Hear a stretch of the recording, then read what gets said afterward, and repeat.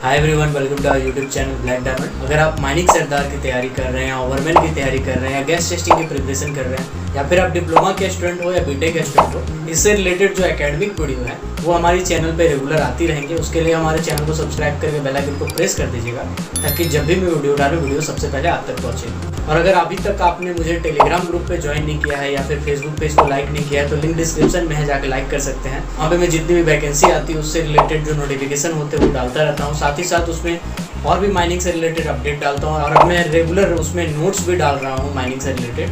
और अगर आप चाहें तो मुझे ट्विटर पर भी फॉलो कर सकते हैं, स्क्रीन में हैंडल आ रहा होगा। और अगर आप कोल इंडिया की तैयारी कर रहे हैं तो उससे रिलेटेड मैंने एक ई बुक बनाया था जिसका लिंक डिस्क्रिप्शन में जाके चेकआउट कर सकते हैं। तो देर न करते हुए वीडियो को स्टार्ट करते हैं। तो आज जो टॉपिक के बारे में हम लोग बात करने वाले हैं वो काफ़ी इंटरेस्टिंग टॉपिक है। आज हम लोग बात करने वाले हैं history of Coal India and coal mining in India, यानी कि भारत में कोल माइनिंग को लेके क्या इतिहास रहा है उसके हिस्ट्री के बारे में बात करूंगा। तो ये मैं जो है ये अपने ई बुक से पढ़ने वाला हूँ, अपने ई बुक से इस चीज़ों के बारे में बताऊँगा। और ये जो ई बुक है इसका लिंक डिस्क्रिप्शन में होगा, आप वहाँ से जाके ले सकते हैं। कोल इंडिया फुल स्टोरी करके है। तो चलिए वीडियो को स्टार्ट करते हैं।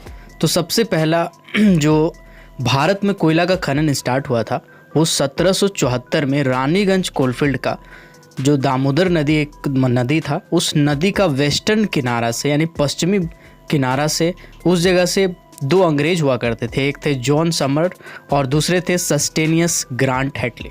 ये दोनों अंग्रेज वहाँ पे एक्सप्लोरेशन का काम कर रहे थे। और उसी टाइम 1774 में पहली बार भारत में रानीगंज कोलफील्ड में कोयला मिला था।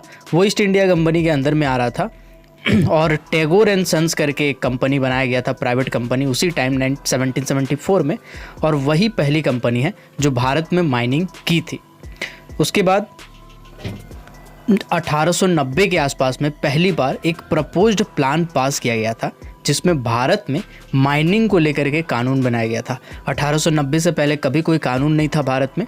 और उसके बाद धीरे धीरे ऐसा ही माइनिंग स्टार्ट हुआ। बहुत सारा प्राइवेट कंपनी था जो माइनिंग को स्टार्ट किया।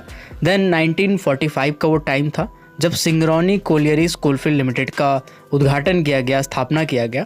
ये कंपनी शुरू में तो प्राइवेट थी बट 1956 में फिर इसको गवर्नमेंट कर दिया गया, स्टेट गवर्नमेंट कर दिया गया। आंध्र प्रदेश गवर्नमेंट के अंदर में इसको शामिल कर लिया गया, SCCL को, यानी सिंगरौनी कोलियरीज कंपनी लिमिटेड को। उसके बाद 1956 का वो टाइम था जो काफ़ी इंपॉर्टेंट माना जाता है क्योंकि NCDC करके एक कंपनी थी जिसका काम ये था कि कोल को लेके वो टेस्ट करती थी, कोल का सैम्पलिंग करती थी, उसका रेशियो देखती थी और ये भी पता करती थी कि कहाँ कहाँ पे कोयला है और कितना कोयला है। मतलब कुल मिलाकर के कहा जाए तो कोल का एक्सप्लोरेशन का सर्वे का काम करती थी। तो NCDC का फॉर्मेशन 1956 में किया गया था और ये एक सेंट्रल गवर्नमेंट की कंपनी बनाई गई थी। और ये काफ़ी योगदान इसका माना जाता है कोल इंडिया लिमिटेड का फॉर्मेशन को लेके, क्योंकि NCDC का फॉर्मेशन हो जाने के बाद, इसको सेंट्रलाइज कर देने के बाद, एक सेंट्रल गवर्नमेंट की कंपनी बना देने के बाद काफ़ी सुविधा हो गई थी। उसके बाद बहुत सारा जो माइंस है अलग अलग एरिया में, जैसे धनबाद में, रानीगंज में, बोकारो में, रांची में, ऐसे बहुत जगह है, उड़ीसा, महानदी, हर जगह पे माइनिंग स्टार्ट हो चुका था और अपना युद्ध स्तर पे काम चल रहा था। देन जो श्रीमती इंदिरा गांधी थी, प्रधानमंत्री थी उस टाइम की, वो 1971 में ये डिसाइड किया कि कोयला को नेशनलाइज कर देना चाहिए। तो 1971 से 72 में एक टाइम लग गया जिसमें इमरजेंसी प्रोविज़न एक्ट 1972 में पास किया गया था। ये जो एक्ट है वो 2 फेज़ में पास किया गया था। उसमें 2 फेज़ एक तरह से कह सकते हैं कि 2 साल लग गया इसको नेशनलाइज होने में। पहला जो फेज़ था वो 1972 में पास किया गया था और उस फेज़ में कोकिंग कोल जो भारत में थे उसको नेशनलाइज किया गया था, यानी 1972 ही माना जाता है एक्चुअली ईयर इसका। तो 1972 में कोकिंग कोल को नेशनलाइज किया गया था जिसमें बेसिकली BCCL यानी भारत कोकिंग कोल लिमिटेड शामिल था। उसके बाद 1973 में नॉन कोकिंग कोल को शामिल किया गया था। बाकी जो सब्सिडरीज कंपनी है, और उस टाइम तो प्राइवेट में थी, बहुत सारा कंपनी था, तो उस टाइम में 1973 में नेशनलाइज किया गया था नॉन कोकिंग कोल को।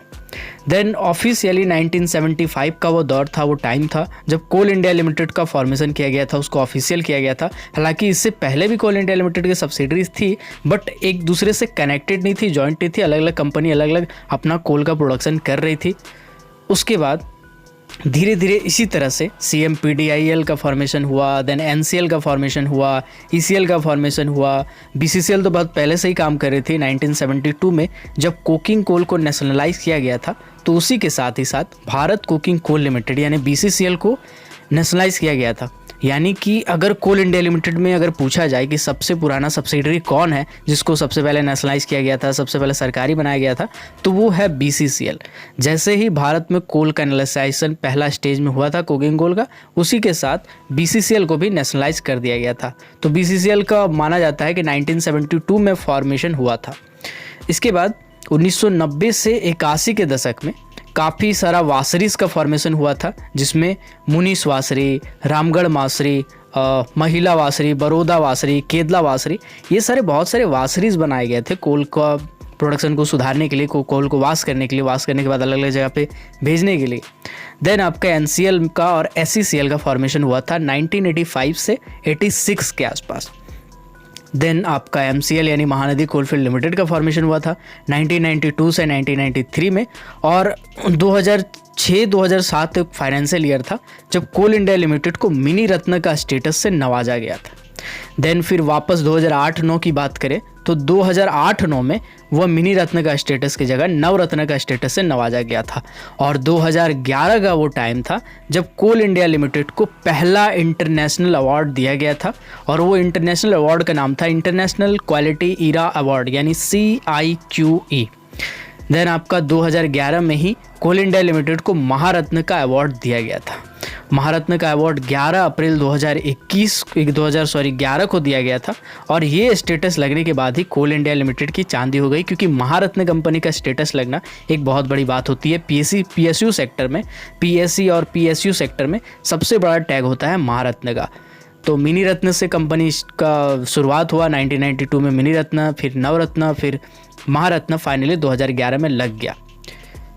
तो ये था कोल इंडिया लिमिटेड का हिस्ट्री और कोल माइनिंग का हिस्ट्री। आपको पसंद आया होगा आई होप। और मैं आपसे रिक्वेस्ट करना चाहता हूँ, अगर आप ये PDF लेना चाहते हैं, अगर आप ये ईबुक लेना चाहते हैं तो इसका लिंक डिस्क्रिप्शन में होगा। इंस्टामोजो के थ्रू आप इसको परचेज कर सकते हैं, ले सकते हैं। और मैं आपको हाईली रिकमेंड करूँगा कि आप टेलीग्राम ग्रुप को ज़रूर ज्वाइन कर लीजिएगा, क्योंकि उसमें आप जितने भी एकेडमिक वीडियोज़ हैं उससे रिलेटेड जो PDF होते हैं वो आपका मिलता रहेगा। साथ ही साथ जो वैकेंसी आती है उसका PDF भी मैं वहाँ डालता रहता हूँ। तो मिलता है अगले किसी वीडियो में, तब तक के लिए keep watching, keep supporting, till then जय हिंद।